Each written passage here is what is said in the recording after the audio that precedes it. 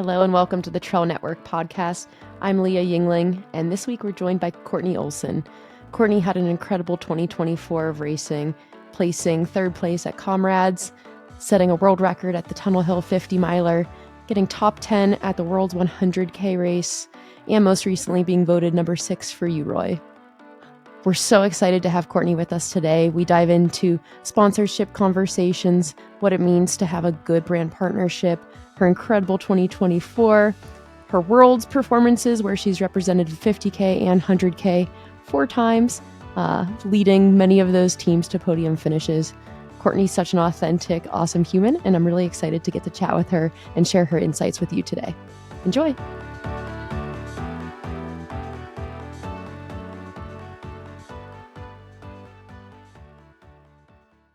Hello and welcome to the Trail Network podcast. I'm your host, Rachel Drake, here with my co-host, Leah Yingling. And we are so excited to have Courtney Olsen here today. She is a Bellingham local and the world record holder in the 50 miler. She ran a 5:31:56 at Tunnel Hill just 2 months ago. She also placed third at Comrades in South Africa this year on an uphill year, and Courtney considers herself more of a downhill specialist. She was also 10th at the World 100K Champs, leading Team USA to a bronze medal just this December in India, and she was recently voted 6th for UROY. We just want to give a nod to the Free Trail podcast. They did an excellent chat with Courtney on her background and her immediate reaction to her world record. So we're going to try not to repeat that conversation here. Courtney, welcome to the podcast. Thank you both. We're so excited to have you, Courtney. I mean, I think I speak for all of our listeners and for Rachel here when we say, like, what an incredible year. I know Rachel just listed your accolades. I personally think your 6th place for UROY was not high enough. I was really expecting our voters to see the worth of, your road records and just the times you threw down this year. And I think it speaks a lot to kind of where road and ultra trail kind of exists in the space. And I think you are one of the best in those events right now. And it's really, really amazing to see just like how versatile you are. So yeah, welcome to the podcast. Courtney, can you reflect a little bit on the last year you had? That was so kind. Thank you. I feel really lucky that I got into the UROY votings. Yeah, I feel very grateful, but then like as someone that I love very much in my life said, it comes with a road tax. Yeah, this last year I'm still processing. I feel like I should apologize in advance because I don't really know if I have all of how I feel down about this last year. Like I've just started writing about India and the world champs in Bengaluru, but I haven't even like written or processed fully those that came before the Tunnel Hill 50 mile and Comrades. I have like sensations and like feelings about them, but I don't have like a nice, beautiful statement about them. You know what I mean? Uh-huh. But I feel so grateful and surprised by this year. Very surprised.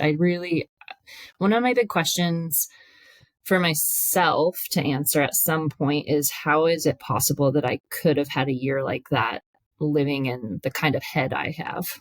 Well, and also with the stress of a multitude of things, but one of them being losing a sponsor. So believing in myself more when the people that should don't. Like that's the big question I'm asking myself right now. So that's a little bit of a reflection on the year as I see it currently. Very grateful, very lucky to be healthy. I was so unhealthy for so long. I had long haul COVID symptoms and it was just like unnameable things and so much testing to get nowhere except for just time to help heal whatever weird nuance was going on in the background to get me to this year healthfully.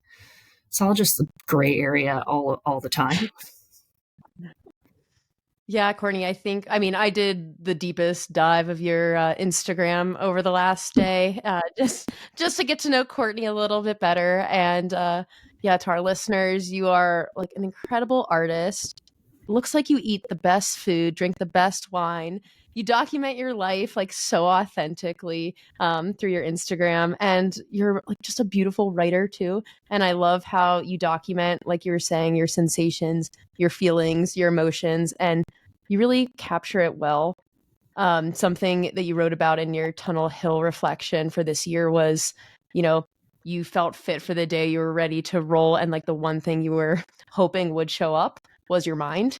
And I think you just speak to like just like the multitudes that you're balancing on that day to have the performance that you did. And it's tough. It's tough when you have so much going on, and especially, and we'll get to this, the sponsor feelings, the support, wanting to feel supported, to feel loved in doing the things that bring you passion. And so to see your success this year, despite all of that and in spite of all of that, it makes everything you did even more incredible. Thank you. That's so kind. So Courtney, something else I wanted to dig into, and something as I'm learning a little bit more about you, is you just seem like such a team player. And we'll dig into this a little bit more later on, but you've been on, and please correct me if I'm wrong, 4 world's teams now for the 50K and 100K distance. And I think maybe it's coincidence, but I don't think it is. You have medaled.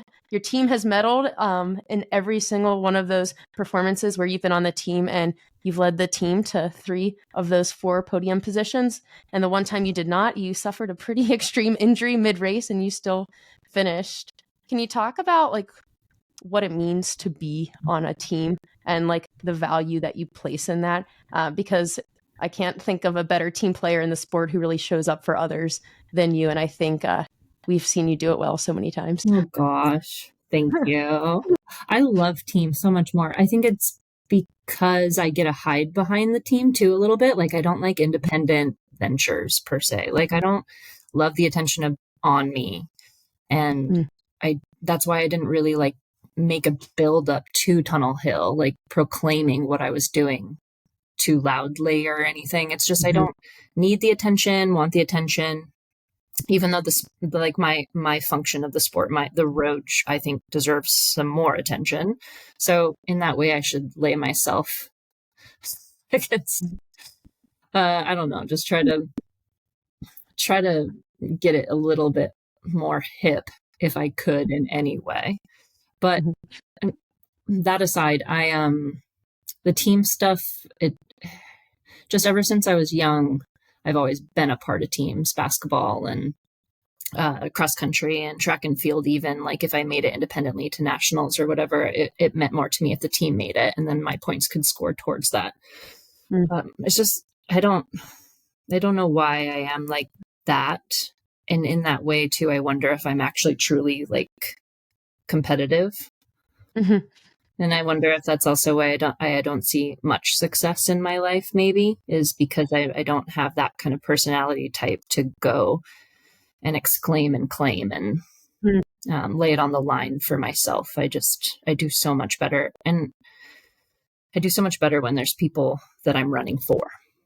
Yeah. It was interesting listening to you on Free Trail also talk about going into Tunnel Hill, how you weren't necessarily thinking that you were going to get the world record. Like you thought that it was possible. You had your range of paces that you felt comfortable running, but that, I can't remember the name of the woman you were running with, but she just left you and you didn't panic and you didn't you just wanted to have a good day for you. And that ended up being a world record and winning the race. But I think it's cool, especially for someone who struggled with mental health, to be able to overcome that in the moment and not panic and not realize, okay, my ultimate goal of getting this world record is not happening, but really just sticking with it and being happy with like doing the best that you can on that day. And yeah, the woman's name is Andrea Pomeransky, and maybe it's also because she was on the 50K world team like a year prior in India with me, and she led our team and was second overall at that world champs. And so maybe in a way my brain worked with that better because I thought, okay, there she goes, it's hers. And so then I could be her fan and I could support her from behind mentally and emotionally. And then it's less about me. But I did have to concede, like I had to be like, okay, she's obviously doing way better currently than I am. And she looks much stronger. She's going much faster. Like, I had to concede to second in mentally. And I'm surprised I was strong enough to handle that and not like have feelings of wanting to drop out or anything. So I was okay with not having it be the A day that I wanted. But yeah, maybe her and I having been part of a team together helped me through that mentally as well. But yeah, she totally dusted me at mile 2. Yeah, she was on one. She's been one of my new favorite follows this year on Instagram.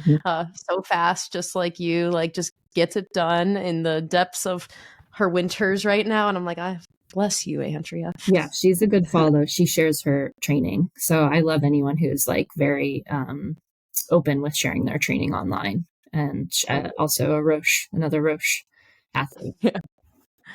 Yeah, so we talked a bit about being on a team, and we'll dig into some of the 50K and 100K performances you've had at Worlds before.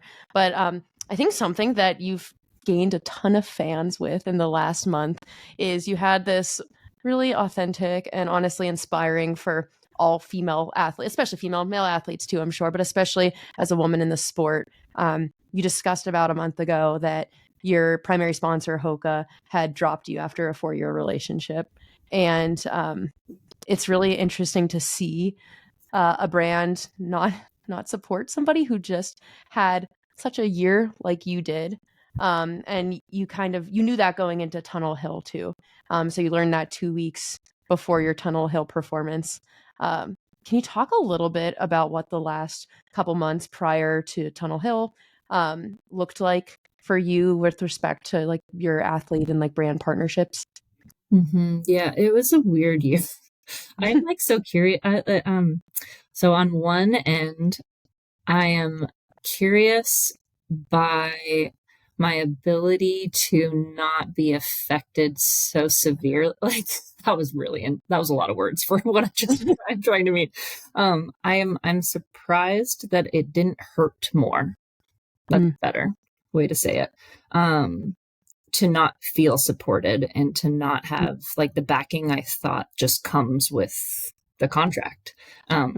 Like, and then on the other end, I think I was so used to not being given that attention that it just also felt, par for the course of the relationship. So what helped Tunnel Hill was that I experienced Comrades. So Comrades, I was hoping for a top 10. I thought, I've talked about this a little bit in other interviews, but I had no idea where I was at during it. And I was told a myriad of numbers of the place that I was in all throughout. And I only knew where I was actually in the last 10K of the race. And the whole time I was just like, please let me be in the top 10. I want to win some money so that I can pay for this trip back. And then that worked out so freaking well. And I was like, oh God, now I have to be on television. I have to be interviewed. I don't want that. And then I just like rose to the occasion, and I feel like I was semi-charismatic, and I answered questions after running for 6 hours, 8 minutes. And I was shocked by myself. So I'm just surprising myself all year long. Anyway, that's amazing. And then I thought, oh, I know that the head honchos at Hoka, like they're endeared to this race. They know how important this race is. And I was like, I'm so curious what they'll say. Because one of the things when I was renegotiating with them previously is like, this is my goal. I want to get like in the top few, or at least the top 10 at Comrades. I want to do well there. I feel like it's a good fit for my skills. And I felt like it sold them, and it made them want to reinvest with me at year 2, because I had 2-year contracts. And so I was like, oh, I finally did what I said. I finally delivered for the first time in my mind that I actually delivered for the brand. And so right then I'm like, I earned it finally. And then I didn't hear a word. And not a word. And everyone is so annoying. All my loved ones be like, what does Hoka think? And I'm like, I have no idea. That's a great question. It's a great one. And so then, I think I've written about this a little bit coyly, but it's like, I understand the value of trail, and I understand where the money is, and I understand. I love it too. I'm a huge fan, and I just thought, okay, maybe it's the couple month, or actually, it was not. It's a couple months. That was up to UTMB, but like it's Western States and UTMB time. Like that's they're probably busy. Who cares about my dumb little road result? And then when contract negotiation discussions began, I tried to um, pose it or like just enter in communications in a way that I thought was good timing for them, not for me, but for them. Yeah. And I was proud of myself for doing it that way. I think, I don't know, maybe I can't be proud of myself because it never went in my favor. But in the end, I found out 2 weeks before Tunnel Hill that they wouldn't be continuing on with me. But it wasn't like a thanks for the last 4 years. Proud of your accomplishments this year. It was in a response in a long chain of an email about my requests for renegotiation and also for aid in trying to go for the world record at Tunnel Hill. So I was trying to get to like, I'm going to need some extra support for drug testing. I was trying to get there, but it was all this like, a lot of important stuff in a long chain of email. And so, drug testing isn't like built in. You kind of have to discuss it as it comes along, at least in my contract. You have to pay for it yourself, right? Well, I'll get there because I have to make an edit to that too, because that changed. But there's a couple things I needed, and one was that I only had an American record bonus on my contract. For some reason, I didn't have oh my God. a world record bonus on my contract, and I was like, I guess I just never thought I would be at that caliber. So I missed it because I didn't think I was that good. And when I questioned it, like, we got to put something on here. Can we do it one-off or something? That was the discussions we were having. And in the end, it was just like, no, we're not going to move forward. And so it was steeped full of like, oh my God, I don't know. I don't have the language for it. It's confusing and it's funny and it's weird. It's mostly just weird. And so the race director is a freaking godsend, and he helped me with everything when my sponsor wouldn't. And we worked it out where through the prize money I could pay for the drug testing. He would just pull it from that. And that was only if it went well, but I also had to pay if I put USADA on hold. I had to, it was going to cost something no matter what. There wasn't just like and I was under the impression, because I'm a little ignorant, that maybe if I ran the record, it would just be covered, like some entity cover it. And that's a really ignorant thing to think, because I just needed to pay for their time and the processing of that test, no matter what.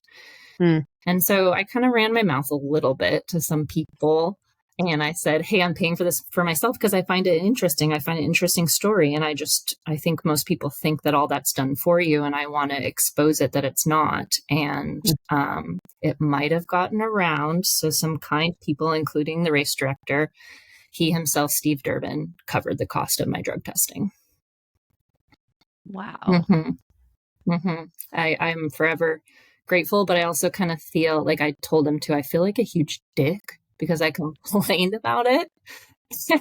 And I'll always pay for that. It's just the system is weird, like I feel like my sponsor should have tried to, but if they didn't want me anymore, then why invest in what I'm doing, even if we're still in contract, I guess.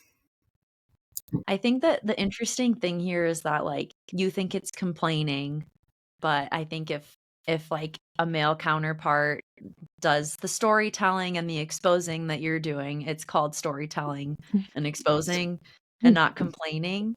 And I think that's like something, I just respect you so much for how real you are and how like it's matter of fact. It's not like, sure, maybe there is some emotion, but it is like, this is the way that this is, and this has been my objective experience.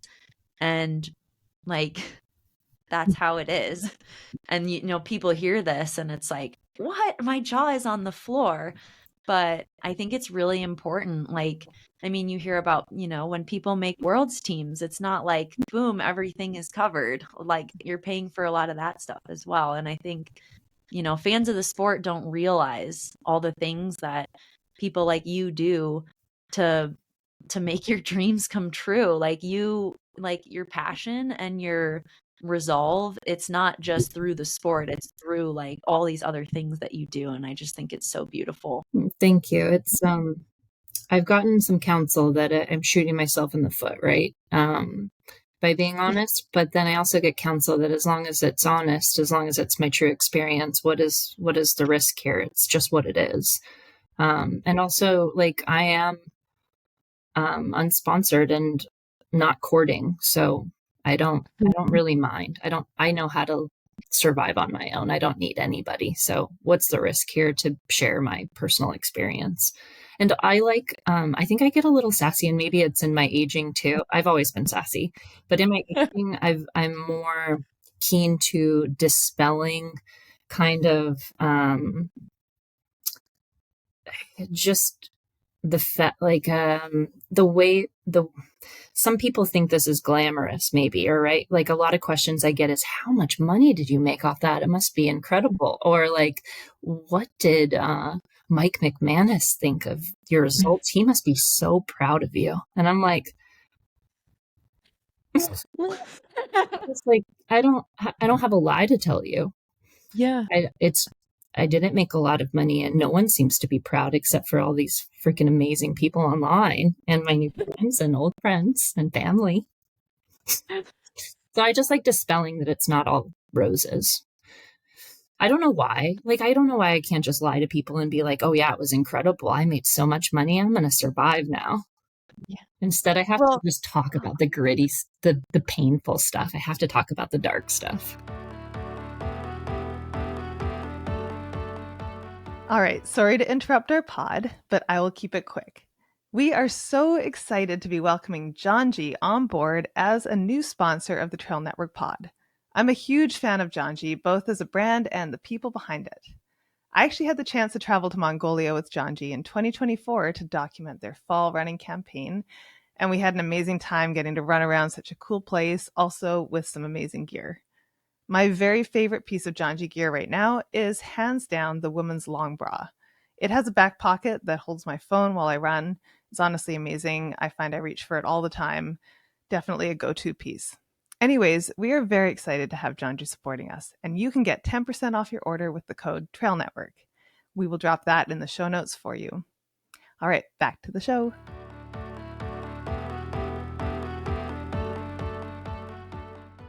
No, Courtney, but that's so valuable. And Rachel and I were chatting before you joined just about like how in our sport, in contract season, and working with brands, often you feel like you need to put on a facade, your best foot forward. You got to shine yourself in the best light. So this capitalism market will just like see you in a certain way.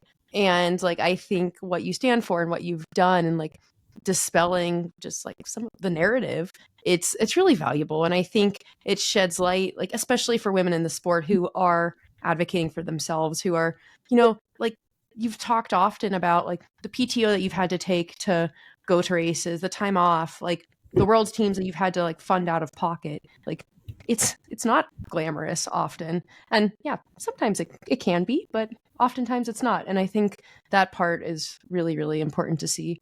And in my social media deep dive today, I found a really, like, honestly, really paralleled post that you made back in 2021 when you left a job of 7 years to run the Boston Marathon. And you had a really nice line at the end of it that I want to share. I can't remember. It's pretty simple and it's very sweet. But you said, if you don't stand for something, you fall for anything. A good friend of mine reminded me.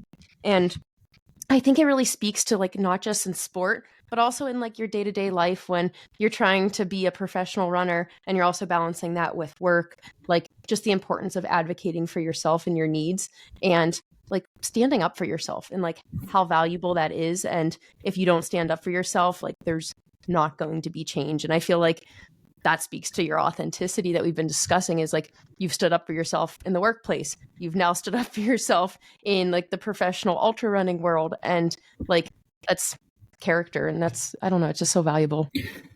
I like hearing you say it because it makes me feel as if maybe I'm on the right path, but I will have to say you have to beat me bloody and like I'm dragging myself to get to those points because I'm not truly standing up for myself. I've just endured so many years of feeling bad that it just like eventually it just falls apart. And like, you know, like I wish I had more agency. I really don't. I'm not assertive. I want those two qualities really badly. And I hope I earn them one day or whatever. But like it took me the better part of a decade to leave that hospital job. Like that's a large part of my life. That's a third of my life for God. But you did it. You ultimately did it though. Yes. And some people might still be there. A lot of people might still be there. Mm-hmm. It's like someone needs to do something so obviously wrong in order for me to leave though. So I need to be better at it. So like what you're speaking to as a woman, I hope to step into being more. Like I do it, but you have to beat me bloody. You have to really, really wrong me. That's relatable though. It's so tough. Do you feel like you have this like really strong internal compass of what's right and wrong and like something that guides you? Because I feel like as an outsider and someone who's so fortunate to just be starting to get to know you, it just seems like you have this like these really strong morals that you don't back down from. Not that maybe you're being assertive, but you're like, this is who I am. This is what I'm doing. That's a beautiful question. I feel like I've been thinking on it a lot more. Like I'm like, why do I have such a strong moral? Like I have a strong compass. I have strong morals. I don't really know where they're coming from, and it almost like piques my interest where I draw lines. Like I'm like a curiosity to myself. Like I do feel strongly about a lot of things, but it's pushed up against that being a pushover and a people pleaser, which I consider myself to be completely, way more than operating on my moral compass. It's like I'm fighting being who I am all the time. Maybe this is me at my most authentic self with you guys. Like maybe this is me leaning more into the moral compass actor. I'm like in my mind, like I'm thinking about, you know, just conversations I've had with other professional athletes about contract season and my own personal experiences, and then seeing what happened to you getting dropped after such a incredible year. And I'm trying to think of like, is there anything like, I obviously don't think there's anything that you should or could have done differently. Oh, I would love the feedback. I'm just thinking like, is there, and this is just spitballing ideas, but is there like any way that athletes can protect themselves from like, I have heard of this now that I say it, of like, if I do this specific thing, if I place top 3 at Comrades, like you must sign me for 1 more year or something like that. Like, I think that's, I'm doing what you're not supposed to do. And like, oh, I'm going to try to solve the problem. You're not supposed to do that. But I don't understand what happened. And so I want to like think of ways to make it not happen. Yeah, that's important too, Rachel. And it's like, yeah, Courtney, has that like made you brainstorm for future contracts, like things that you would protect yourself with in those? Great questions. No, not for me, because in my mind, if what I just did this year, and this is maybe where I get my ego and stuff comes out a little bit, but like if what I just did this year didn't equate worth of a contract to someone by now, then I don't know what will. And so I am totally happy not being desperate for it in the future. Like that's so much pressure. Like how can I top that year? I don't want to, like, that year was beautiful and like hopefully it'll build on itself and hopefully I'll have similar results, but I'm not banking on it because life is freaking fragile. And if that didn't speak to somebody by now, then I don't need them. And so I don't have a lot of good advice, because you could say, yeah, are you being too are you sharing too much? I think someone once online, my friend showed me something that said that I was like flipping tables and angry when it was literally just down to how I have no followers. And I'm like, I don't think I'm flipping tables over here. And maybe it is down to followers, but I wish they could give that feedback too. Like, I wish Yeah. brands could tell. I don't know, why does it have to be so like mysterious? Like, why don't you just tell what you need? Like, honestly, in my contract, I didn't have to do any kind of social. That was not in that. I didn't need to do that. I didn't need to sell anyone, influence anyone, and do a certain amount of posts. I found it so valuable. That was one of my favorite parts about my contract. Mhm. I got to just be me and post what I wanted to post. And I valued that the posting requirements maybe were put on people who are really good at it or influencers. So all that to say, I don't have a lot of advice on what to do, but obviously I'm an example of what not to do because I don't have anything going on for me. So, I don't know. I wish that we could get a little group, pod going with athlete managers of many brands, and they could be vulnerable and they could tell us what they're looking for and what they appreciate and what they don't. And it'd be really cool. I mean, I don't know why it's hard.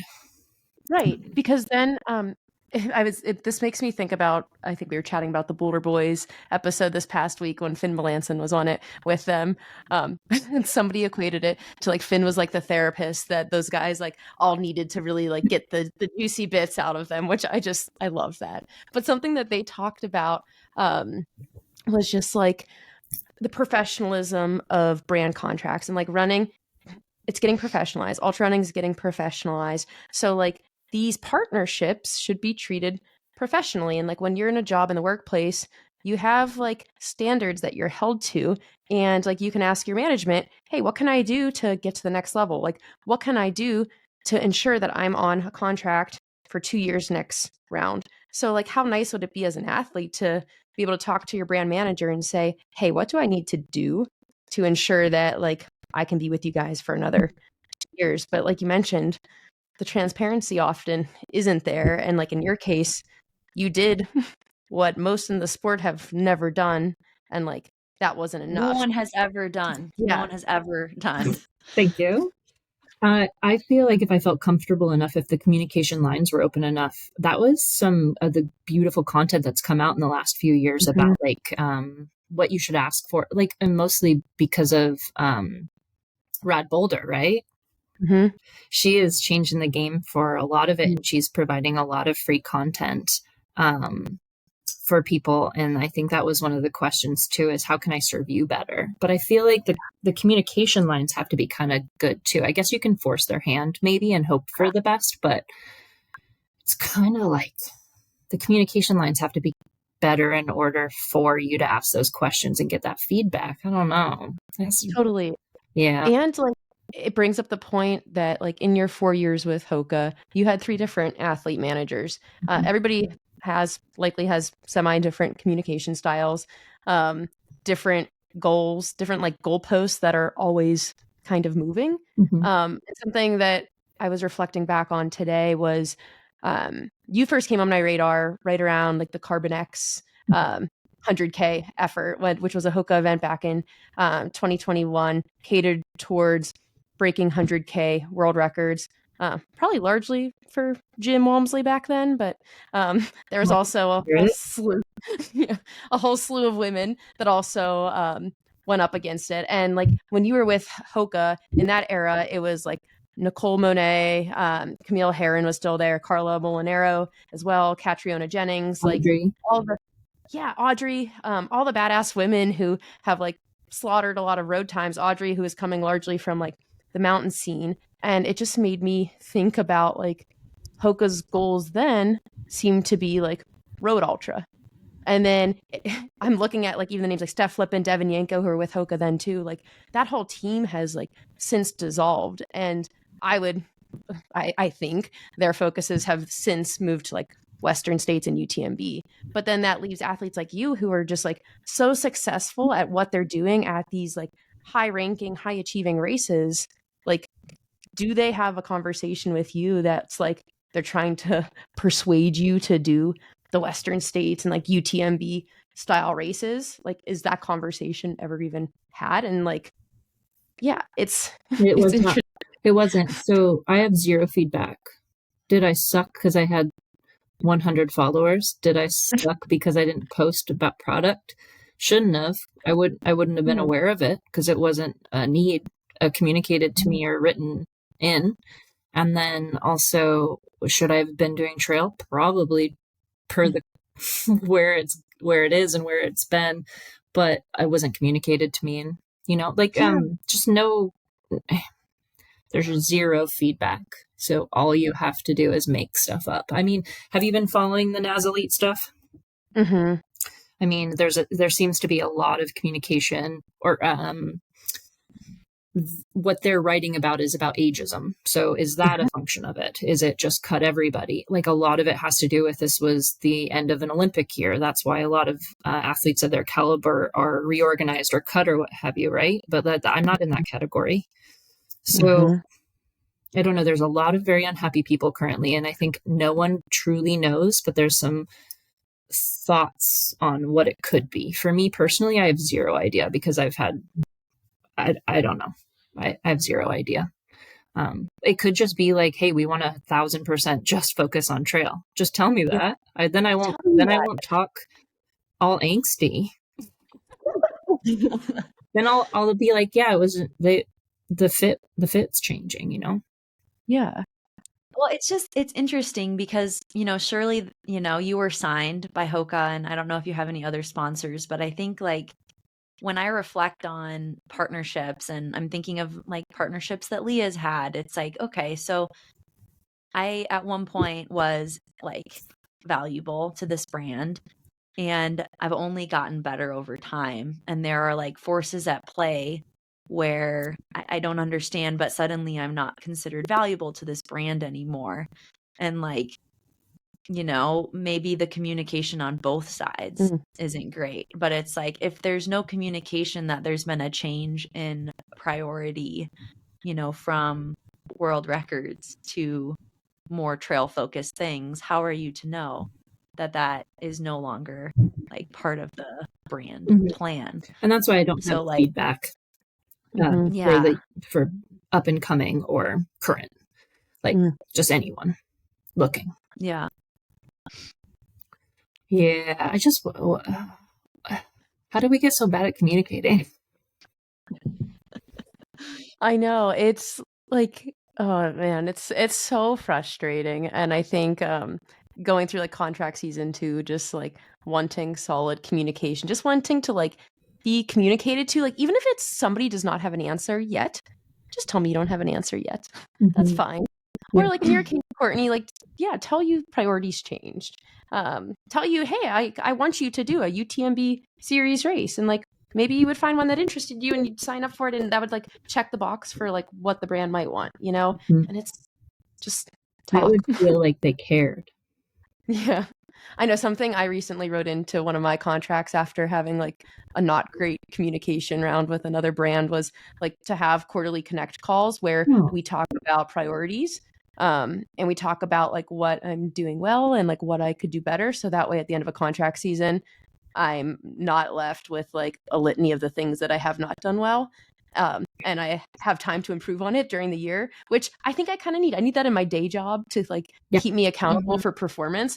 And I realized that about myself, that like, hey, I probably need that in sponsorships too, because it's tough. It's tough to like know if you're hitting whatever, vague marks brands are holding you to at the end of the calendar year.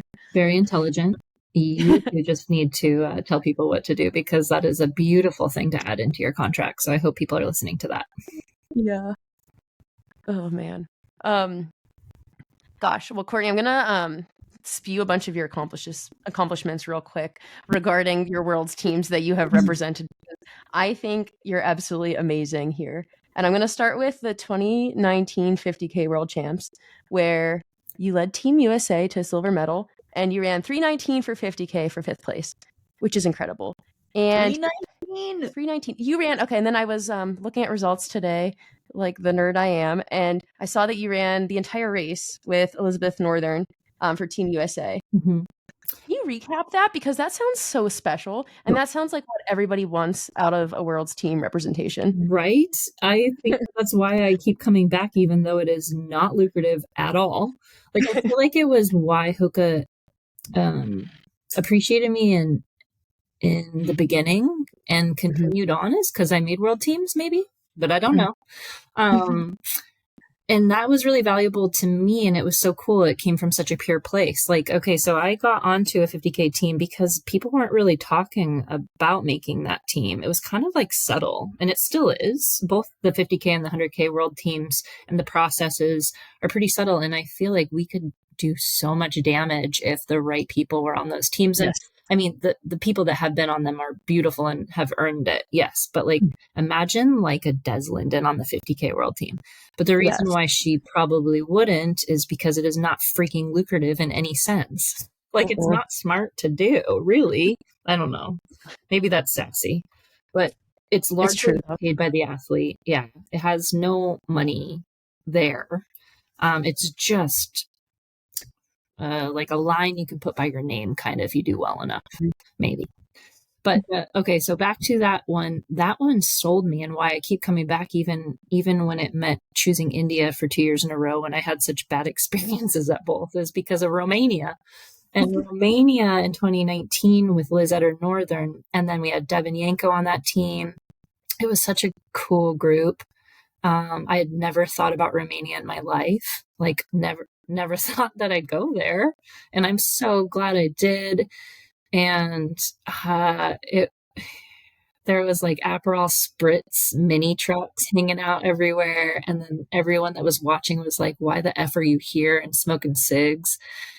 Because you're just trying to run as fast as you can, and all this cigarette smoke. And then Liz and I ran the majority of the race together. She held me in place. Like, I had never run a 50K before that, because the way I made that team was with my marathon time, which I think was, it was my 2:36 marathon PB at the time, which is still my PB. Not in super shoes. Yeah, not in super shoes. Thank you for that. Oh my gosh. I've been like thinking about the types of flats that I used to wear in marathoning. It makes me feel both old and like incredible at the same time. It should. Not old, but incredible.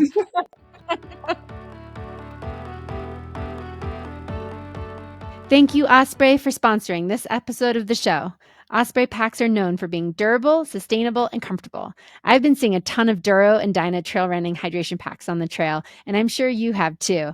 I also have to rave about my new favorite luggage, the Daylight Carry-On Travel Pack 44 liter. It is the biggest carry-on allowed on an airplane, and wow, have I been amazed at the amount of gear that this can carry. It's shocking. You can use it as a duffel or a backpack, which is super handy, and it has 2 stretch water bottle pockets, which I love. An open suitcase style with full zip opening. Honestly, it's the perfect travel bag for those on the go. The Daylight Carry-On Travel Pack 44 liter. Try it out at osprey.com or check on the Pack Finder link to find the perfect pack for you.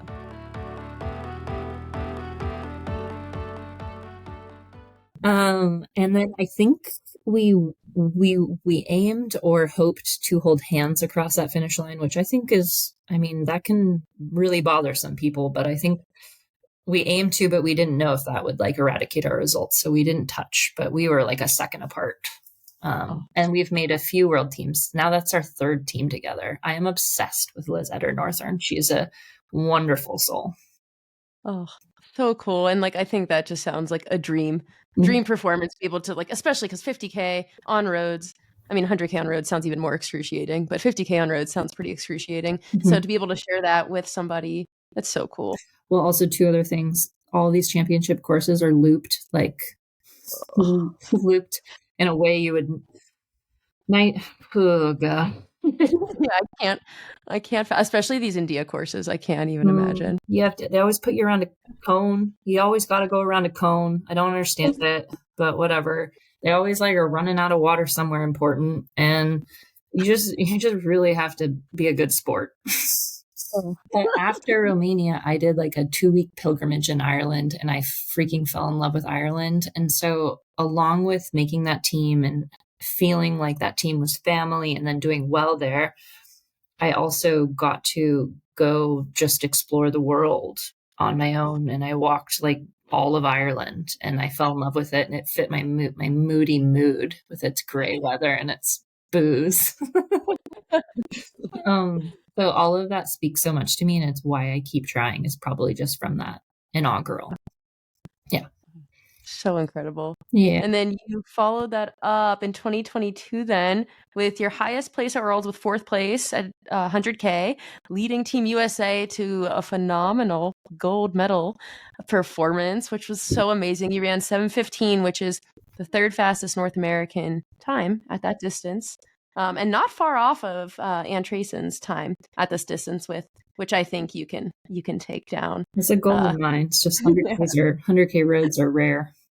Yeah, and I think that 100K team seemed to be like quite close to like what you were talking about, like piecing together a really like perfect team for like that distance. Like I think that was Anna Cassius Loudon, Nicole Monette, and like you. How many? Is it 3 people that place for? Okay, and then Sarah Cummings was out on that one too.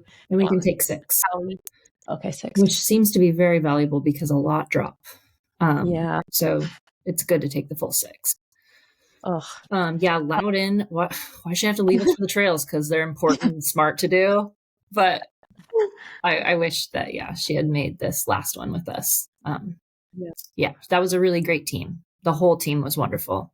And being in Berlin is kind of a little bit more unique because usually they place us in kind of a little bit more obscure areas, which I like that we can bring in a little bit to that economy. Like for instance, in Romania, it was during the summer at a ski resort. So it's kind of like it's probably not much, but just bringing a little bit more to that area. But in Berlin, it's like Berlin is Berlin. We just went out drinking a lot of beer after. That team was incredible. I feel a little bad, but also super powerful because I passed somebody in the last 800. I felt bad for her, but so incredible for me. You deserved it. And then this is my favorite one of yours because I feel like this next one I'm going to talk about, because I feel like this is like true Courtney fashion where you put team above yourself in like so many ways. So this is the 2023 50K World Champs. You placed 14th. Your team got silver. You pretty much tore your calf mid-race, and you ended up holding on, placing 3rd for your team, which helped the team get silver there. But as a result, that meant that you couldn't line up at your last shot of an OTQ that year, which you had been trying for. So can you talk a little bit about that performance and like how you kept yourself in it when you could have selfishly dropped out and saved yourself for your own future like self performances? Well, I feel kind of like an a-hole because I never even had to talk about the injury in the first place, but I just really needed to because it had never happened to me before. And the only reason why I probably got through it is because I was delusional and team. Because I mean, I had never had a tear. I'm pretty sturdy. Like aside from some plantar fasciitis that's recurring, like I've had a pretty lucky career in my opinion. And so I had never experienced the sensation of that, like what it would feel like back there in the calf and like what a tear would feel like. And so when they told me it's a knot and they massaged it, I'm like, okay, it's a knot and it's really painful, but I guess knots are painful. And you know, I really do feel kind of douchey being like, hey, I finished this and I had a tear and I'm all about team, but it's the truth too. Like I lost all of my personal goals by making that decision. But at the same time, it was probably too late anyway. Right. So I cannot be too mad because I'm sure I furthered the tear. I had 2, which is the confusing part too, is that it was gastroc and soleus. So it's like, how did I get my gastroc? Like, what the heck was I like? I was not sprinting. I was the opposite. But yeah, I think that really spoke to me that I will like literally do anything to finish for team because it was so important to me. I have had this weird thing in my head where it's like, it's really valuable to me to make an Olympic trials marathon 2 times. I don't know why that's so dumb. It's like, why does it even matter? But I thought maybe because it would mean the first wasn't a fluke. Like I could do it consecutively or whatever. And that didn't happen. And so I had to feel my way through this dumb, arbitrary thing that I thought was important to me.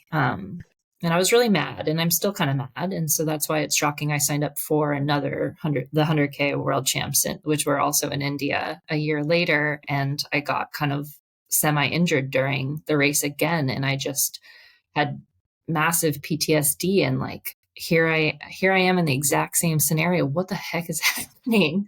And I did it again. I finished again, even though I wanted to drop. But this time I lucked out.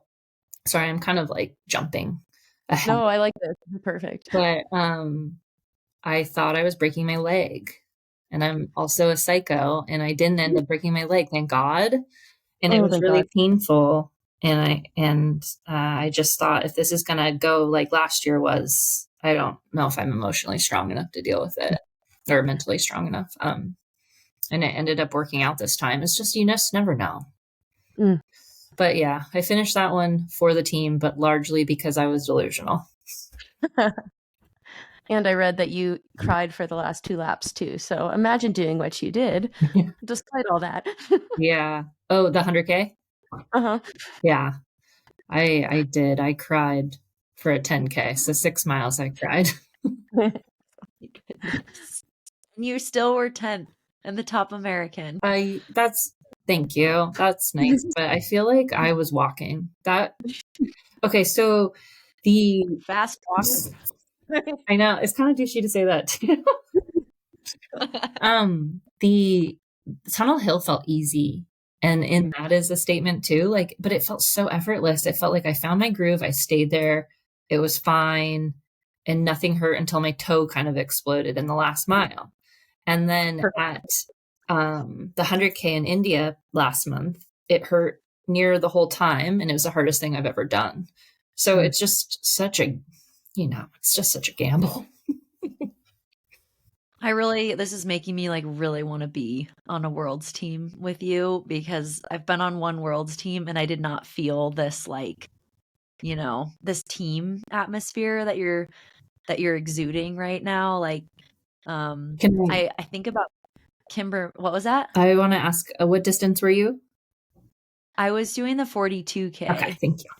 And it was, I don't think anybody dropped out or anything. I've heard stories of a lot of trail runners like either not getting their passport or just not showing up and not saying anything. Like I hear these stories and I get so disappointed, because if I'm, like you, if you're on a world's team, you want to show up and be your best self. And I think it'd be really cool to be on a team with someone like you that's like, we're doing this. We are doing this for each other. And like, I mean, hopefully nobody gets hurt, and I don't want to celebrate people like running through bad things, but at the same time, it just speaks to you can count on you. Yeah, exactly. And you hear that and you're like, well, she's doing it, I'm gonna do it too. Like, I think that's so beautiful and so cool. Well, thank you. But I don't know if it's the smartest, but you can count on me. I will do it for you. Do you know Kimber Maddox's story at all? She's a trail runner. No, I follow her, but I don't know what story you're speaking to exactly. She got a pretty serious injury at Austria, which was the last Trail World Championships, and she's pretty much been out since then from running through whatever she was dealing with there. And she's finally running again and training, and she's signed up to try to qualify for another world's team. But when I think of team players, I think of you and Kimber. Like, if we could get the two of you on a team together, that'd be so gold. Cool. That freaking sucks. And it's so incredible that that's like what she's apt to do again. But a part of like when it goes wrong, it's like also like a puzzle. So like I wanted to go back to India too, to try to see if I could do it better. So like maybe she has a little bit of that, maybe not, but how powerful. Like that is the teammate right there. That'd be so sick to be on a team with all of you guys. I just need to be in a different vein of the sport. I don't know, Rachel. I think Rachel could double over to the 50K or 100K but based on what I was reading from you though, Rachel, you don't really love the roads. Is that still true? It's true. But if I could just like latch on to you, like if I can have a friend, I could love it. Like any road marathon training that I've done has always been with a friend. Like that's my stipulation. So if I go to a race and I have like teammates that I can actually run with, and if maybe it's 50K and it's basically like marathon training. I don't know if that's true. You can tell me. Oh, that's how I But do it. Yeah, it's just marathon training to me with a little bit of longer. Yeah. okay. Yeah, but I mean, you're good at all of it, so it'd be so hard to know where to go. I wanna see you do some trail running. I mean, hearing you talk about running, like how running downhill is your jam. I feel like Western States could be your jam. You're just like flowing downhill. I would be into like trying at some point. I'm scared that the years will go by faster than I dip in, like I still want to focus on what I'm focusing on, but I do leave room for it. And I do love trails and appreciate them. I just don't feel ready, but I'm also like, when am I going to be ready? 50, 60? Like when, like, I have also been trying to get there just to support someone for a while now, like the last few years. And it just never pans out. So like I've even had flights in and I just never end up making it to Western just to support somebody. I think if I could support someone there and witness it myself, then I'd have a better tell. Yeah, hopefully maybe this year, who knows? I really think your skill set would translate super nicely. Yeah. Like I don't think that's a stretch, and I don't think you'd have to change. No, and too I much. do think like I value people like you so much, Courtney, who like you are thriving in the area of ultra running where you exist and like you're doing it so well. And Hoka doesn't know what they're missing whenever they aren't involved in like congratulating you in those results. But like I love seeing somebody just like lean into their strength in the sport. I think it's really easy for people to be like, golden ticket races are glamorous, Western States is glamorous, I need to do those things because that's what will get eyes on me. But I love when people also don't do that because it's like they can kind of like lean into like Grayson Murphy. People are always asking her if she's going to go up and do a marathon, which I do think she's training for one now, but she's like, no, I'm actually enjoying where I'm at right now, like keeping it to the shorter stuff. And like Danny Moreno has been the same way in the trail world, like sticking it out at like 50K.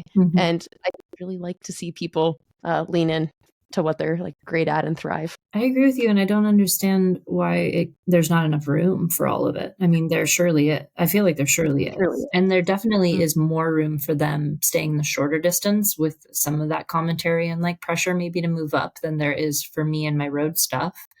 I mean, I don't understand why there's not enough room for it. And maybe it's just because it's not sexy at all. It's just not sexy, but that's okay. I feel like it's marketable in some sense. Totally. I don't know. Maybe it's so boring. No, I don't know, Courtney. I will say, like, you got me like glued to Comrades this year, like glued to Tunnel Hill, like races that I have like not really followed in the past. Like after like meeting you at Further in person, like I became an instant fan, and like you helped me become like a super fan of Comrades and Tunnel Hill, and like I followed so closely this year. So I think you're opening the eyes of a lot of like trail aficionados too to see how cool road ultras are. And I'm sure Devin Yanko will appreciate me saying that too if she's listening. Yeah. I mean, there's a lot of us, but they're also hybrid. There's a lot of hybrid, which isn't smart to do.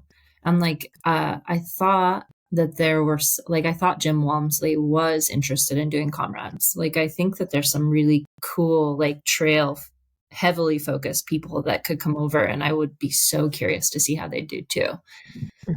Yeah. I think in I want to say it was 2021 when I think he was planning on doing Comrades one of those years. Comrades got canceled from COVID, but Western States was still happening. And so he ended up doing Western States instead. But I do think there was a year that he was actually planning on doing it. I think that would be seeing him, Des Linden, CJ Albertson, Charlie Lawrence, and a slew of others just do it one year. It's so hard because of the time. Like June is like this coveted month, and there's like 6 things I want to do in June. And it's so irritating. It's like I have to get older just to choose one each. I don't know. I'm choosing Comrades this year. It's the only thing on my schedule for sure. Awesome. Downhill year, right? Mm-hmm. Watch, I like Watch completely out. suck at it after I've been saying that I love downhill. Yeah. Which, I mean, do you guys want to talk about 2025? Yeah, let's hear it. So that is the only thing. And then I put it online for some options for preseason or like early season. And of course, everyone went with the trail option I put up. So I'm curious what you guys think. I'm signed up for Chucking at 50K, but I believe I'm going to drop it. And then the other 2 options in play with Chucking at 50K would be Two Oceans, which is in Cape Town and 2 months ahead of Comrades. It's a 56K. And then the other one would be Mad City Ultras 50K for the US champs. So those are the 3 I'm playing with right now. What's the timing of the one in South Africa and all of them are basically like March, April. You can't do all 3. You have to choose one, unless you're a psycho. I like you getting the podium at both Two Oceans and Comrades for 2025. So that's my vote. I want to see you take down that Chuckanut course record. Oh, I think it's so doable, and I think that would be so cool to like a local, kind of, because a local holds it. Yeah, the local holds it, and that's what intrigues me. But I don't. The thing that intrigues me is I want to do that, and I'm not bold enough to think it can happen the first time. So I want to learn it. Yeah, I want to do it really bad, but it's also not conducive to the things that I do. And it's high risk for injury depending on weather and environment for me. Like if it's really mucky in there or snow, it can get really slick. And the way I'd run it to try to get that record would be like without a band, like, reckless. Yeah. So I think Leah's plan sounds more conducive to having a good Comrades too, because then you're just, you're in the same area and reinforcing. Well, the thing with that one too is I would get the heck out of this country and I would go stay over there for the 2 months. So that with that comes a dreamy young person's life where I would go and race Two Oceans and stay over there in Cape Town and just like really buy in to that. But I also think that my better odds are at Comrades than Two Oceans. Two Oceans, that pace seems so fast. Yeah. It's like 5:58, I think, is the course record from Herda. And it's rolling. Yeah. Wow. Yeah. But see, all 3 are exciting to me. They are. That's Yeah. Yeah. Thanks for just your head on it. And we probably got you no further in your decision making. Honestly, you didn't get me anywhere. No. I want to ask you, like, when it comes to sponsorship stuff, what would be your dream, like, not necessarily brand but like relationship look like?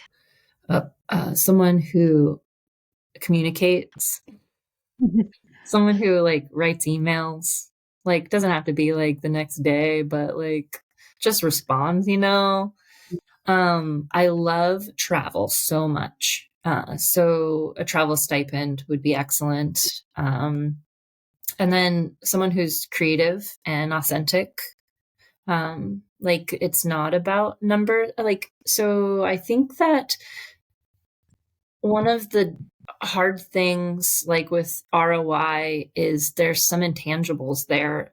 And I find them the most interesting and most valuable, honestly, is like things that don't come with codes that you can track per se. And I think that's kind of like a little bit outdated too, or like user engagement on posts. But it to me, what I found so interesting was my presence in Bellingham, my town, at my local running stores, running twice a day, every day, being outfitted in a singular brand and traveling at airports was, in my opinion, a huge sell, like a huge ad.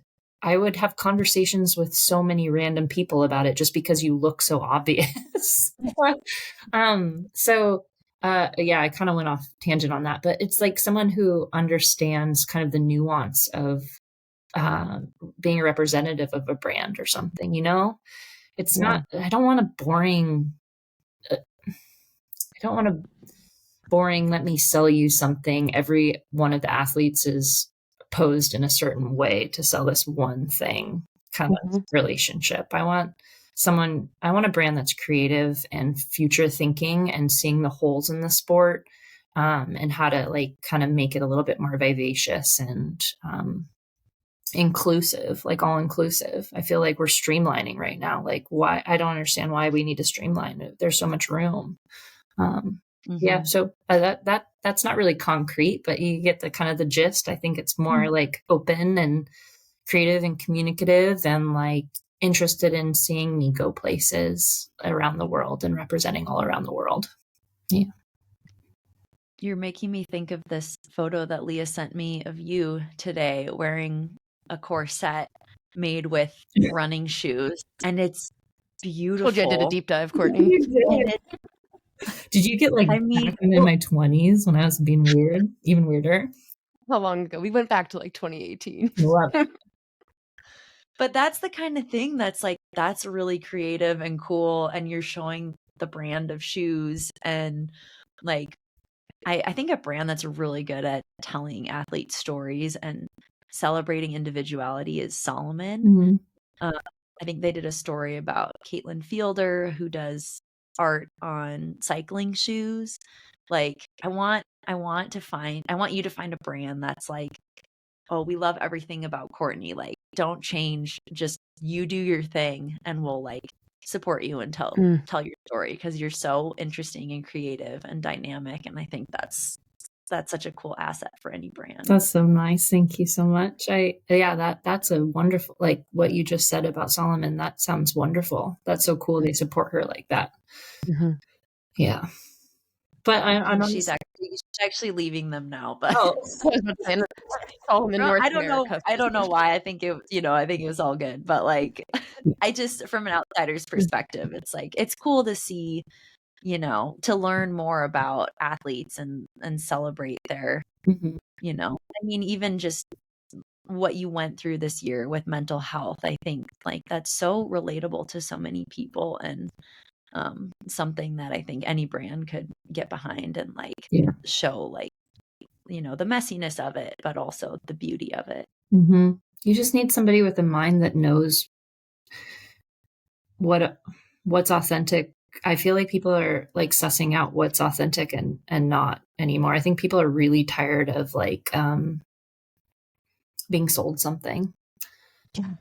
And I think you can represent a brand well. Like, so many people are mad for me, and like it sucks to be like, no, you don't have to be mad at a brand, but it's how you're treated, and it just speaks so much. So just someone who values a person, I guess. Yeah. Totally. Ugh. Well, Courtney, this has been so refreshing. I'm so happy you were willing to join us on the Trail Network podcast. I hope all our listeners got to take some insights from you. I feel like you dished out about 1,000 over the course of this last hour.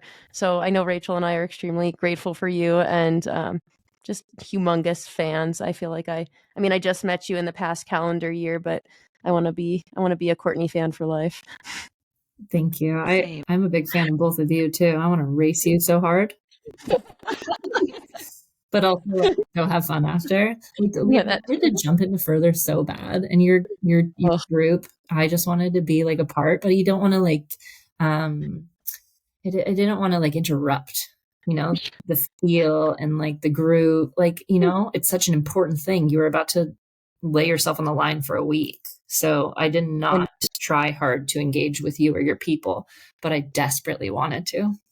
I was telling my mom, who I was recording with tonight, and I was like, oh, it's Courtney. She was on Devin's crew right next door. I said, she was a really cool girl that was right next door. And my mom's like, oh, I think I remember her. Sweet. She's a really cool girl next door. I think I remember her. Oh, no, that's fine. Thank you. Oh, well, thanks, Courtney. We love you. We love you too. I mean, I do. I love you.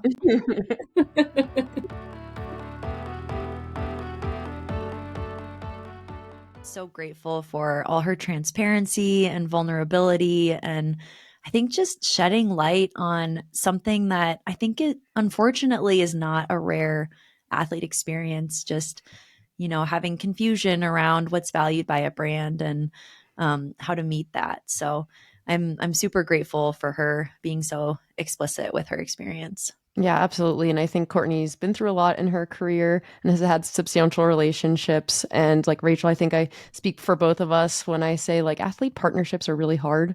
They're really tough. Mhm. And just knowing exactly what you both want out of a partnership, it's tricky. So really grateful for Courtney to share her insights, her experience on that perspective.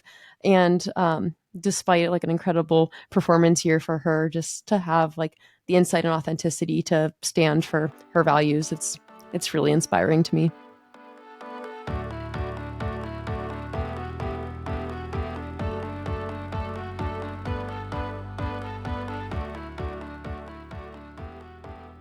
Thanks for listening to this episode of the Trail Network podcast, and thanks Courtney Olsen for joining us. For our listeners, thanks for being there. Feel free to message us, like, subscribe, give us some stars wherever you listen to us.